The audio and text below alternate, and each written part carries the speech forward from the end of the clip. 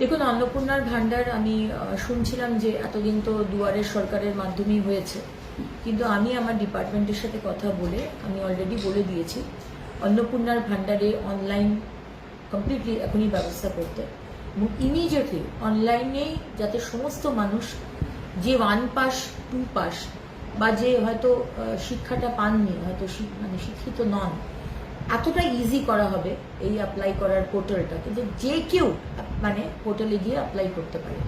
সুতরাং অনলাইনে অন্নপূর্ণার ভান্ডার আমার প্রত্যেকটি বাংলার মা বোনেরা যাতে অ্যাপ্লাই করতে পারে, আমরা কিন্তু সেই ব্যবস্থা করছি ইমিডিয়েটলি। কারণ কি মাননীয় মুখ্যমন্ত্রী বলে দিয়েছেন যে 1 জুন, মাইন্ডেড 1 জুন থেকে আমরা যা যা প্রতিশ্রুতি দিয়েছিলাম 3000 টাকার অন্নপূর্ণার ভান্ডার এবং সরকারি বাসে মা বোনেদের কোনো ভাড়া দিতে হবে না, এই দুটো আমরা চালু করতে শুরু করেছি।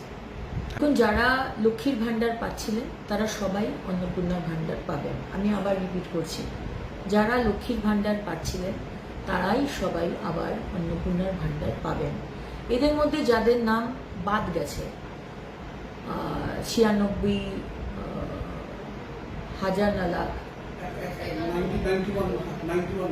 91 লাখ মতো, তাদের অ্যানালিসিস হবে।